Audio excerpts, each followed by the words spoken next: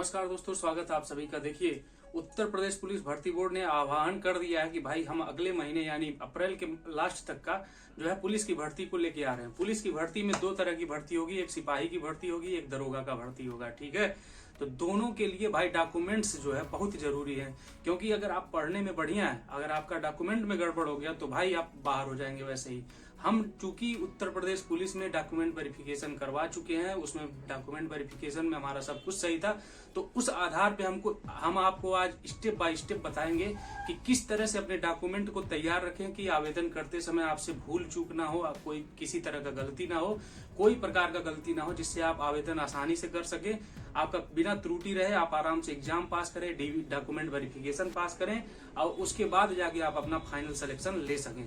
तो चलिए शुरू करते हैं। देखिए, पहला डॉक्यूमेंट में हम आपको बताएंगे आधार कार्ड। आधार कार्ड आप अपना बन ही गया होगा, सबका लगभग आधार कार्ड बना होता है। अगर नहीं बना है तो आप बनवा लीजिए और आधार कार्ड में अपना नाम, अपने पिताजी का नाम और अपना एड्रेस अपडेट करवा लीजिए एकदम शानदार तरीके से।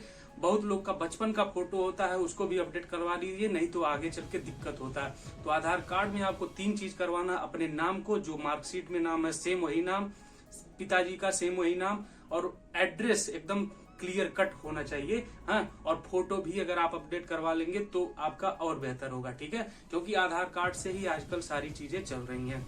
दूसरा हम डॉक्यूमेंट की बात करते हैं, हाई स्कूल की मार्कशीट।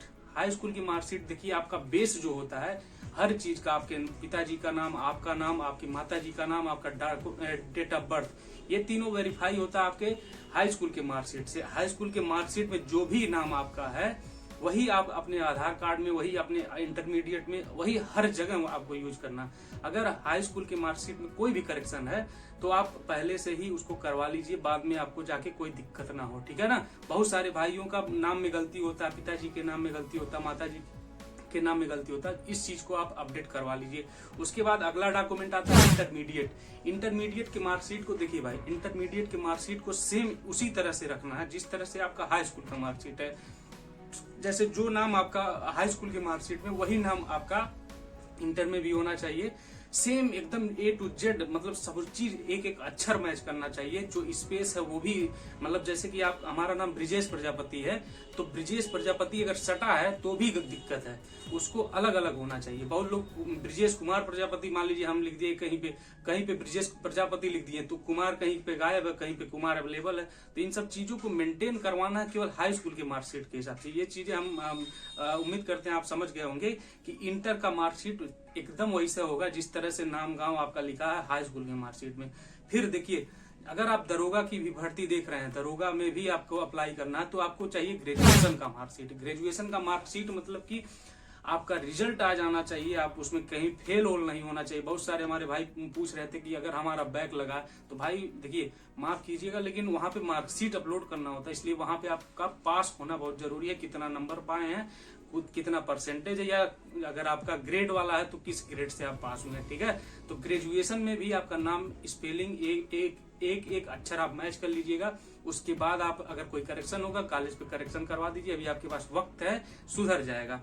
फिर उसके बाद आता है सबसे बड़ा इंपॉर्टेंट, जहां पे लड़के छठे हैं। आज अब की बार डॉक्यूमेंट वेरिफिकेशन में कहीं पे अगर लड़के छठे हैं, वो जाति प्रमाण पत्र में छठे हैं। भाई देखिए, जाति प्रमाण पत्र सबसे पहली बात तो अभी अगर आपको अप्रैल में आवेदन करना है तो आज ही आप अप्लाई कर दीजिए, जल्द से जल्द आप अप्लाई कर दीजिए। नया वाला जाति प्रमाण पत्र उसमें मांगता है, ठीक है ना। बहुत पुराना होगा तो उससे काम नहीं चलेगा, 60-70 रुपए में बनता है। आप कहीं भी वो क्या बोलते हैं, कॉमन सर्विस सेंटर पे जाकर के 60-70 रुपए में बनवा सकते हैं। जाति प्रमाण पत्र में भी सेम वही कंडीशन, जो आपका नाम है हाई स्कूल के मार्कशीट के हिसाब से, आपका नाम, आपके पिताजी का नाम, आपके माताजी का नाम और एड्रेस एकदम डिट्टो वही चीज होना चाहिए। ठीक है, कोई गलती नहीं होना चाहिए। और नया फोटो आप लगाएं, ये नहीं कि बहुत पुराने एकदम छोट का लड़का नहीं है और लगा दिए।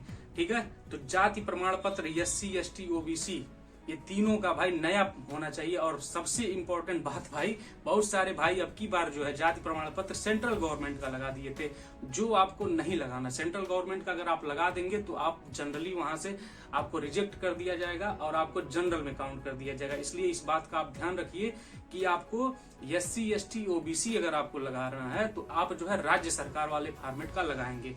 फिर उसके बाद वाला हमारा आता है ईडब्ल्यूएस प्रमाण पत्र। जो भी हमारे भाई हैं जनरल कैटेगरी के ईडब्ल्यूएस कैटेगरी में आते हैं, वो अपना जरूर से जरूर कहें कि ईडब्ल्यूएस में कोनो रियायत नहीं होता है, 1 साल के अंदर ये जो होता है एक्सपायर हो जाता है। इसलिए आप जो है ना, इस वीडियो को देखने के बाद आप जाके अप्लाई कर दीजिए ईडब्ल्यूएस प्रमाण पत्र। हफ्ता 10 दिन 15 दिन पे बन जाएगा। जब तक आवेदन होगा आपका प्रमाण पत्र तैयार रहेगा। और अंतिम डॉक्यूमेंट आता है भाई निवास प्रमाण पत्र। निवास प्रमाण पत्र थोड़ा पुराना चल जाता है, लेकिन इतना पुराना नहीं होना चाहिए कि आदिकाल का तू प्रमाण पत्र लगाई दो। आज ये प्रमाण पत्र भी आपको नया बनवा ही लेना है, क्योंकि उसमें आपको लगाना, उसमें लिखना डिटेल कि सर्टिफिकेट नंबर क्या है, इशू डेट क्या है, ये सारी चीजें डिटेल में। फिर उसके बाद इसको अपलोड भी करना होता है। ये सारी चीजें बढ़िया ढंग से होना चाहिए, क्योंकि भर्ती बोर्ड जब आप डॉक्यूमेंट वेरिफिकेशन के लिए जाते हैं तो वहां पे एगो फाइल मिलता है। अभी परसों हम गए थे हेड ऑपरेटर के डॉक्यूमेंट वेरिफिकेशन के लिए, तो उसमें जो भी हम डॉक्यूमेंट अपलोड किए थे सब उसमें एक एक कॉपी उसमें रखा था।